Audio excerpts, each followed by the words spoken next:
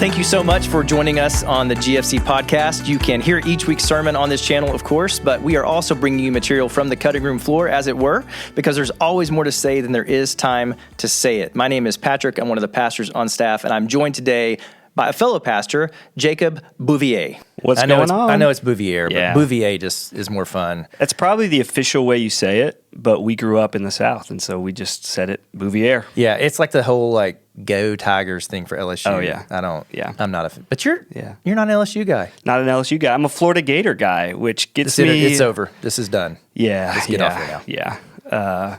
I get a lot of flack here in East Tennessee. These UT fans around, yourself included. From Knoxville, born and raised, man. Yeah, normally I can... I just throw it in your face, the fact that we always win, but that hasn't been the case lately. No more. The Gators are not good anymore. So. Yeah, I'm married to a Georgia Bulldog, so I get a lot of flack. Yeah, they're winning a lot. So what do you do at GFC, just so in case people don't know? Yeah, I'm our young adults and groups pastor here. So I work with our 18 to 35-year-olds, but also have a hand in discipleship and community life all across the church. Awesome. Yeah. It's good stuff. And today, as we are recording June 1, it's a pretty special day. This is your anniversary. 7 years. Coming on staff at GFC. Yeah, 7 years. I was just a young wee lad when I got here. Yeah, now you're just grizzled. I'm a slightly older wee lad. Yeah. Embattled by the difficulties of ministry. That's right. Just kidding. That's awesome. Just kidding. But something fun that the listeners may want to know, this edition is unofficially not sponsored by the NBA playoffs. Yeah. Because we had a pretty cool chance that came up. Like I got asked separately. Yeah. I got asked to go to a Philadelphia 76ers game and by somebody in the church. And then you had an opportunity the next week. Yeah. Because my team lost, you got to go. It was kind of wild. Yeah. Were people in the church praying for us to be able to go to these games? Bless you all. Bless you people. God answers prayers. But I'm a huge Miami Heat fan. I grew up in Florida, just said. And they are in the NBA Finals now. I got to go to an Eastern Conference Finals game. It was a lot of fun. Yeah. In that's Miami. Good. Yeah. Well, I'm glad they were able to pull through and beat the Celtics. So let's bring it back to the sermon series. We're in the middle of a series on the book of Judges in the Old Testament. Not assuming a lot of people have a life verse out of Judges. Maybe tying foxes together or beating people over the head with ox goads or something like that. Everyone did what was right in their own eyes. That's right. That's week 4. Yeah. So little teaser. So what's your experience with Judges, like having grown up in and around church circles? Yeah. I grew up hearing about the stories of the quote-unquote heroes in the book of Judges, right? Yeah. So familiar with the stories of like Ehud stabbing the fat king, Eglon, right? Or Gideon and his fleece, and then the whittling down of his army, and then his winning the victory in battle, or Samson pulling down the pillars. And all these guys, that was the stories, right? That's how I would remember them. It was these stories of victory, these stories of overcoming, stories of battle or war. And they felt like individual selections more than maybe like a cohesive narrative, thematic approach, which I know we've kind of been taking on the Sunday morning series. But all these judges were heroes, you know? Yeah. You know, I threw it out to Sage, my wife, when we're naming our first kid Ehud. She didn't go for it. That'd be strong. She didn't go for it, yeah. That would be strong. Yeah. I mean, it rolls off better than like Othniel. Yeah. Or Shamgar. Something like that. Yeah. But the one thing was clear growing up, hearing about the judges, was the cycle, right? The cycle that you talked about. Yeah. And the cycle of sin and suffering, supplication, salvation, and then they would repeat the cycle. That was clear. Are you familiar with the walkthrough of the Bible? I know of it. The hand motions? No. It's like, so I grew up, my dad taught this growing up, and then I learned it in college, but it was like creation, fall, flood, nations, 4,000 years. It was going on and on and on, but then you get to the judges, right? Okay. So you get to the judges, and then it names each one, and so there were like hand motions for like each of the judges. And that's that's how my memory of the judges was. It's kind of like these individual stories that kind of contributed to this cycle. Okay. Yeah. So you had hand motions. I had flannel graph. Yeah. That's I had awesome. flannel graph too. You had flannel graph. God bless. We have it all. All right. Yeah. The Lord did not spare you. So the first week of the series, we really did some context leading into where Judges is set, with Israel leading into the Promised Land. Joshua has just passed away, and we read early on that the people turn away, like you said in this cycle, turn away from God. Even though He's provided, He's promised, He's paved the way, they just little by little move away from God, and So I think that's one of the big things that jumped out at me as I was reading and studying and praying through how to approach it. Because I was originally thinking like, oh, I'll just do a series of messages on some of the judges and it'll be fun. And the more I get into it, it was like, oh, there's more here I think that's relevant for our present time and generation and situation. And some of that is how, quote unquote, the canonization of the church happens. Yeah, so the way totally. Israel just started blending in with everybody. So what's your take on that as you look around? Yeah, I think it's really easy, right? The old school term or maybe theological term is syncretism, right? Israel would start to take on the cultural values of the people they were among. I think it's a lot of times where God would give them commands not to intermarry, right? Because polytheism?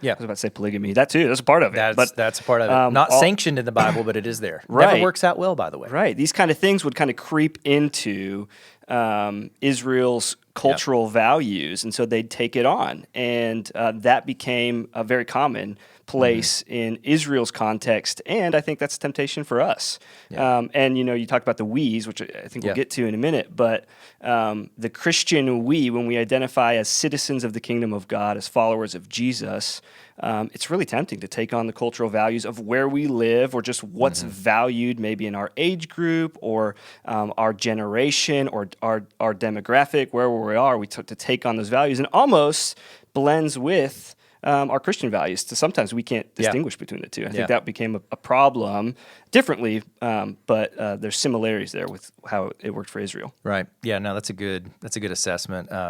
It's just you so quickly start taking in little things that feel okay and don't realize how there's only so much room in the heart, and it's going to push something out.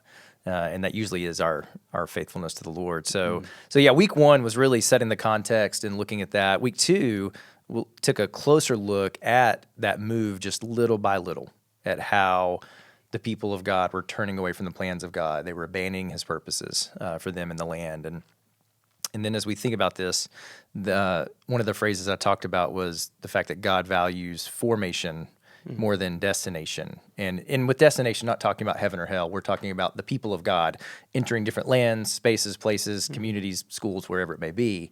And what that means in terms of God's willing to play the long game with us. And he's willing to walk through the hard things with us, or just pull his hands back and say, hey, if you don't want what I've got, you can see what else is out there. Totally. So just thinking of in your own context, you've worked with middle schoolers, high schoolers, college students, young adults that are getting out of college or entering the workforce. I would imagine that's a tension in their lives, like to a major degree of what am I doing, where am I going, what's next? And so just could you speak some to that theme and how you see it play out? Yeah, I think we all relate to that a little bit or a lot. It's such a profound point, right? I think it's tempting to think that the Christian life and maybe just life in general is about getting there. Whatever getting there is. I mean, maybe, even if you take kind of the spiritual life part out of it, which you can't do, but even if you were to, if getting there is about retirement or getting out of debt or whatever your goal is, it's about getting there. And we apply a lot of that to our Christian life as well. A lot of times we view it as we pray the prayer, kind of, we come to faith, we believe or are saved. We use that kind of language. And we know that we get to go to heaven one day. And so a lot of our prayers become for others to experience that same salvation. But we talk about it as like this transactional thing. Like we believe and therefore receive God's free gift, where that's not necessarily been a long-term Christian view. That feels more recent. Really, the view of salvation for Christians, for followers of Jesus throughout most of the time, was not just a reaching the destination. It was our transformation. It was we are being saved day by day as we are formed into the image of God. And so, you think about, you asked the question, how have I seen that play out with young adults and whatnot? I think a lot of, worked with a youth group for several years, my first several years here with our youth ministry, had a lot of conversations with our seniors, our juniors and seniors especially, about where does God want me to go to college? Like that was like that was a big question that a lot would ask, and some would get paralyzed by that idea. Yeah. So we started going through this little book that Kevin DeYoung put out several years ago called Just Do Something. Okay. That I can't remember, I didn't bring it with me, but there's a great subtitle. It's like how to follow Jesus without fleeces and looking in the sky and stargazing and all these ways, just to like that we kind of make excuses for not just taking a step forward. So I've seen that with high schoolers moving to college. In college, they'll ask the same questions about career, like what does God want me to do with my career? Where am I supposed to go in my life? And once they get into the career, they'll ask the same questions. Does God want me to stay here? Am I doing what's right? Maybe relationships start popping in. Is this the woman or man God wants me to marry? And so we kind of get caught in these like reaching the destination, but not recognizing who we're becoming in the process of getting there. Yeah, that's a great, and thinking about all of those different aspects of maturing and getting older, as these are tools that God's using to shape you and form you. And we could all attest, everybody in the room, of, okay, you can meet the one, quote unquote, but it's going to still be hard. Still takes a lot of work. That's where the formation begins. Right. It's actually not even getting there. The same thing with jobs and careers and so forth. So I was thinking about this in terms of formation, and just I know some of the purpose we want to do is put resources out there for people. And for me, Pastor Eugene Peterson, that he passed away a couple years ago, was just a big voice for me in the terms of formation. And so one book that I would recommend is Along Obedience in the Same Direction. You can find it pretty much anywhere, but just a good book. He actually takes that quote from Nietzsche and works it in as only he can. But it really is just that, considering that steady faithfulness in the land. And, you're going to have these things pressing in on you, challenging you, looking to get you away. So that's part of what we're looking at in this series, is wrestling with going from that biblical context of Israel in the land to now Christians in the land. Yeah. And like you said, we wanted to be clear, and this was part of the difficulty of when we think about ourselves as Christians, it's easy to equate that with being an American. Right. And we know that's not true, because there are Americans who are not Christian. And there are lots of Christians who are not American. And there are lots of Christians who are not American. Right. And so we know they're not synonymous. Yeah. And yet we grew up in this land, so to speak, that was very accommodating to Christian belief, to the thriving of the church, from Judeo-Christian norms and so forth. And so thinking about that, when we equate this Christian we, as it were, with the American we, it's really hard to distinguish between the two. And okay, wait, what's distinctly Christian and what's distinctly American? And now you're feeling that dissonance. And I think I sense it, like my parents are in their 70s, and I do think it's more prevalent in the older generations. And if you're listening in an older generation, congrats on getting on the podcast. But also, we'd love to hear, like, what does it look like for you? You could write in about that. But thinking through, okay, I'm watching the country that I love, that I've known, move further and further away from what I feel like God wants for a civilization, and it's becoming more unfamiliar territory for me. And so when you think about that as a follower of Jesus, I don't know about you, I get a little bit giddy of thinking about the fact that, it's actually going to mean something to say I follow Jesus in America, because it's been really easy and brushed over for so long. At least in the South, it has been. Yeah. But even now, you can't just assume that people are going to be like, oh, good for you. Yeah. You love Jesus. That's cute. Like you get something like that maybe. So what's as you kind of think through that tension and wrestle with, okay, being a Christian in America that's really no longer, we are post-Christian. How do you think through those sorts of things?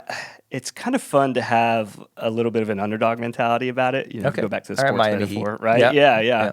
To think about, the church, Big C church, throughout history has not necessarily thrived when it's buddied up with power. Right. Typically, when that happens, lots of abuse takes place. Abuse of power, just kind of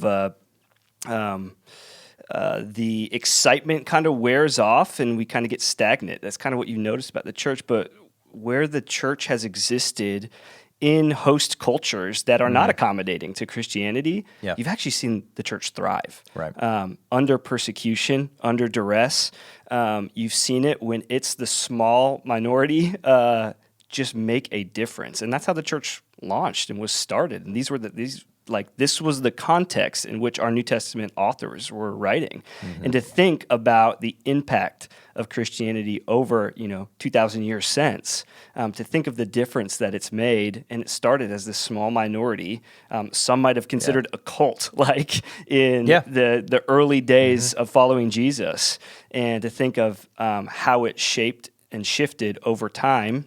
Not the message, right? Not that we're following Jesus, but the fact that we have to figure out how to live in the land, how to live among the people, and to see this religion, this idea of following Jesus grow and thrive. It excites me. Yeah. Like I feel the same thing, Yeah. and I definitely empathize with a feeling of fear, though. Like I get that feeling of watching our nation feel like it's falling into moral decay. And I think to an element, like to a degree, that's true. Yeah, but I think we hard. can over-exaggerate the fear of it. Whereas, like, Jesus is king, right? That's like, right. Yeah. Like, no matter who, the line goes around every election season. It's like, no matter who's in the Oval Office, Jesus is king. Yeah. And we're citizens of a better kingdom. And he's called us to be present in the land that we live. And so, I'm with you. Yeah. Giddy might be a fun word to use. I'm excited that underdog mentality is fun to me. Yeah. Yeah, and I think that kingdom mentality of, I am a citizen of a greater kingdom, so I'm an alien, I'm a sojourner in this world, in this life even. Like, this is not the life I was made for. There's something bigger, there's something better, eternal. That's what's so jolting as you go through and you read like Hebrews and you read about, the hall of faith in Hebrews 11, like the heroes. And it mentions all of these judges and you're like, some of these dudes were scoundrels. Yeah. And then you don't even mention Deborah, who's like the best. Yeah, the of only the one judges. who's like generally The positive. only one who's legit like good doesn't even get the name drop. And so it's really interesting and you're like, what is that? And it's like, well, they were faithful to do what God asked them to do in the moment. It speaks nothing about their character or their morality. It's just like, okay, they at least believed God would work through them. And that's where I feel like coming to our culture now is, do we really believe God can work through us as individuals? And then thinking of those concentric circles, if you go back and listen to the message, if you missed it, but this circle of at the center is me, and then it's my house or my family, my friendships, and it goes out from there all the way to the world. That's the way the gospel spreads. It starts in a small group of people and then goes out. It's the same way GFC started. Small group of people goes out. Yeah. And that's the way the kingdom is ever expanding. That mustard seed of faith that grows and expands. And it does so whether the government's on its side or not. Yeah. And like you mentioned, and I think that is part of what is jolting for older gens maybe, is what took 1,000 years or so, maybe 1,200 years to happen in Europe is happening in a couple hundred years in the U.S. Yeah. It's just accelerated. Yeah, thanks to like globalization and the internet and social media and the way that news travels, you can just see cultures. Like have a metamorphosis that happens so quickly. Yeah. And we're feeling that. And it is jolting. It is. It's that Bill Gates' fault. Yeah. I blame William. Or Steve Jobs. It depends if you're an Apple or Microsoft guy. Yeah, 2007, man, big year. We'll talk about actually that year this Sunday. Big year. And so that's actually we can jump in a little bit to the Sunday coming up, but I'm going to think and talk about leadership. And so as we even think about, okay, what does it mean for me to lead myself well? We asked people at the end of the last service, at the end of the last sermon, to reflect and ask this question of, what do I need to entrust to God to be fully obedient to Him? And we actually gave people little mirrors and had them write on them. And then in staff meeting just yesterday, we prayed over those, and we're going to display them on Sunday in the lobby. And it was some heavy themes. Yeah. I'm curious, as you were putting some of those up and praying through, what were some of the words or themes that kept coming up? Yeah, it just felt like a lot of people, one, noticed a tendency in them to drift. And so I saw a lot of just like the word prioritize or time with God, or this kind of idea of like reconnecting with God. That's a big theme I saw. So I think there's a feeling of distance from God, a missing intimacy that that we all are hungry for. Yeah. So I saw a lot of that. I saw a lot of just family life, Yeah. like just where struggles come in family life. I saw stress. Some were specific, and some just generally said sin issues. Like we are all, we use our vision language, broken and vulnerable, and you feel that. But I think you made such a good point. We think about leadership at some level, and we don't have to lead Fortune 500 companies to be leaders, right? All of us have influence at some level, and I prayed for as I was reading those names. I just prayed for these people to be faithful in the small tasks of life, and that's what it felt like. It really felt like it was the small, near and dear things to people that felt ever present. But maybe not massive, but they can compound. You talked about the idea of compounding interest and how that can have positive or negative effects depending on how you build that. Yeah. I read a lot of, it was fear or shame or lust or finances, and it's just those series of individual decisions. Yeah. And it's like you said, it's leading yourself well. And that definition of leadership with influence, John Maxwell, kind of the famed former pastor and has been doing leadership coaching and such, he says leadership is about influence, nothing more and nothing less. And, you're, like we said, still fairly young at 28, but even in your own upbringing, you've gone into ministry, become a pastor. When did you start thinking and really wrestling with the idea of leadership and that it doesn't have to be this big thing out there? Yeah. Like it can happen closer. Yeah, it's something I'm still learning. I think, especially as a young guy, and young adults can probably relate to this kind of urge or hunger to be great at something. Yeah. I heard that word greatness thrown around. Okay. Of course, in the age of books coming out like Radical or Crazy Love or these kind of these big ways of loving and following Jesus is what it felt like. And what I'm starting, this is very much an in process type thing for me. What I'm starting to recognize is a lot of what Jesus calls us to is faithfulness in the small things with the people around us. Think of those concentric circles, starting with me and my family, my tribe, however you want to say it. I think if we're honest, though, a lot of us never really get past me. We have so far to grow, so far to go, and part of moving outward is dealing with what's in here first. But I think of that idea of influence.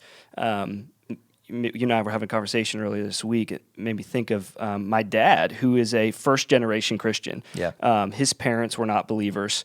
Grandparents were not. My dad was the first to come to faith in Jesus. And over time, his siblings and his parents, my grandparents, all came to believe in Jesus and then have all passed it down to their children. And so you see through my dad's influence, leadership in the home, in the small things, with his siblings, with his parents, with our family, you've seen generational change. Yeah. And that just started with one guy's, nobody in the church, he's not a celebrity, nobody knows my dad's name, but he changed the world for us. And to think of in the small faithful things, how neat is that? Yeah. Well, and it's cool too, because not everybody wouldn't know, but your dad passed early, right? And had he not done what he did when he did, just started and took a step, who knows? Yeah. And so he responded to the Lord's call in that moment. And I think the way that's just bears out, speaks to God's faithfulness in seeing you and your family. It's just cool. And I think about that, and you said it, so we'll go there just a little bit, but this Gen 1 leadership, Jamie Ivey, one of our production director, and technical director, he sent me a podcast. And he's in the room. Hey, Jimmy. And he loved that. He loves being behind the scenes. So let's just get him in front of the scenes. But he sent me a podcast, and it was a Craig Groeschel podcast, pastor out in Oklahoma. And he was talking about different generations of leadership, but it has nothing to do with age. It's all about mindset. And so that Gen 1 mindset of a leader is I'm an owner, I'm a disruptor, I'm going to think about the success of this overall organization or family, whatever it may be. And then Gen 2 is the inheritor who comes in and is like, okay, I wasn't there at the start, but I know what it took and I'm going to protect it. And so they tend to be risk averse. And then the Gen 3 would be like us. We just walk into a Grace Fellowship church that's been here for 30 plus years, and for me it was 43 years, and go, oh, I'm on third base. Yeah. I'm going to just go home. And so we can squander it if we don't have that mindset of, oh, we've got to get back to the vision and think about what's on the horizon and so forth. And so one of those things to think about is just like your dad is, where is it for me as an individual, or maybe as a couple, or as a friend group? Where am I going to really launch into this Gen 1 mindset that could potentially have effects and implications for generations? And I think there are so many opportunities in front of us right now, not just as a church, but as the people of God, as individuals in the kingdom. Yeah. Do you see that? Oh yeah. And actually, as you're talking, I actually well up with I think a healthy kind of pride about our church. Like I'm thinking of stories and individuals in our church that are coaching soccer teams, little league baseball teams in the area, serving as teachers, or just in roles to influence people and giving their time and making a difference. I think living on mission, and that excites me. And to think about the possibility of more of that, God is already, has been, and I think will continue to stir up Johnson City and the surrounding region for His glory and our good. And to think of that through people's small faithfulness, small leadership, that can be anybody. Yeah. That can be anybody. Again, if you're a young person listening to this, my dad, he passed away at the age of 38, right? He was young when he passed away. That means that everything that happened in his life that led to him coming to faith in Jesus and sharing that with our family happened in his young adult years. Right. And transforms generations up, down, and sideways. And to think what could be possible if we're to give ourselves up to God and follow Him in the mission, the Great Commission, to make disciples. Yeah. As you are going, that idea, that's right. That's right. That the Great Commission, that word "go" is better translated as you are going. So wherever you're going, if that's down the street to the local market or grocery store or to your jobs, it doesn't mean you have to be a missionary to a third world country to have leadership and influence, or a pastor, or have a stage or a platform, so to speak, to be a leader. God can and will and wants to use you through this through the small things.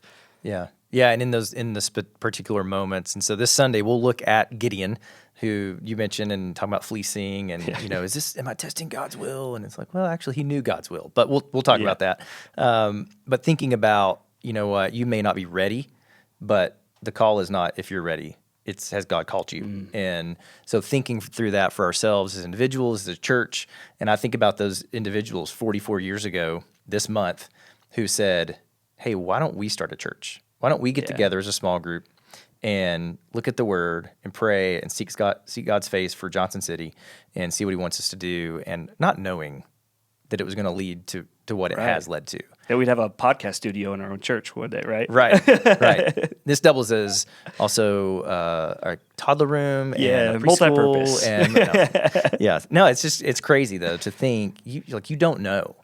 And I think that for me, as I'm even reflecting and preparing for this Sunday, is the greatest regret I think that we're all going to have is thinking we left something in the tank. We left something on the table that we didn't go after.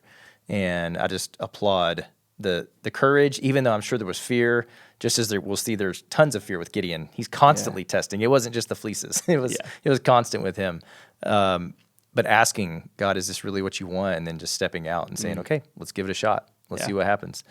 I think it's a beautiful thing. Yeah, it really is. And Gideon's got great leadership lessons for, I think, all phases, too. Yeah. It's kind of that, like working up the courage as a timid, young leader to step into something, but then managing that well once he sees God work once he sees success and experiences that. Because I think there's some positive and negative lessons to learn. Yeah, you don't get the negatives on Gideon when you're a kid growing up. Yeah, I didn't get that in my flannel graph, man. They didn't have that. It's not flannel. in the walk through the Bible. They don't have either. Sad flannels. It's like the Ark. Yeah. They're all happy. Hey, where's all the drowning moms? I don't see those in the.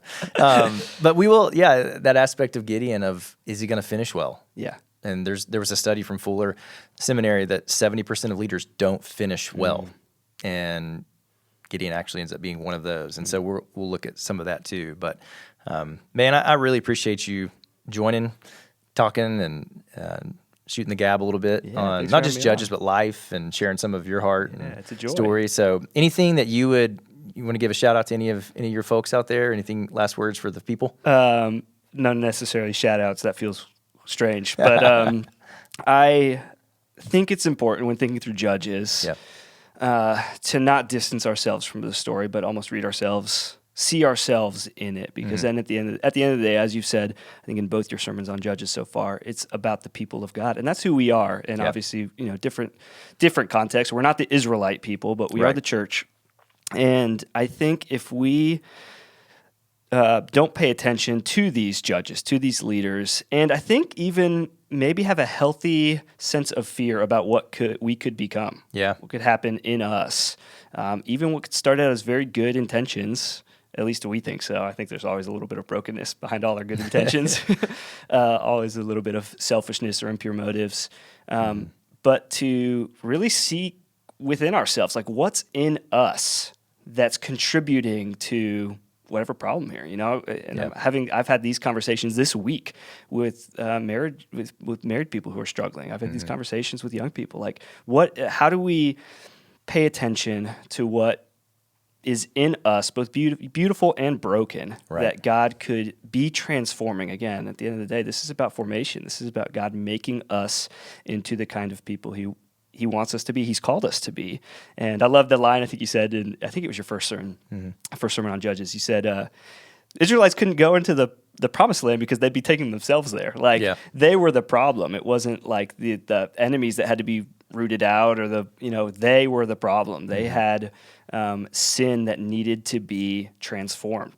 They needed to become the people of God that they were, right? And I think there's so much of that for us.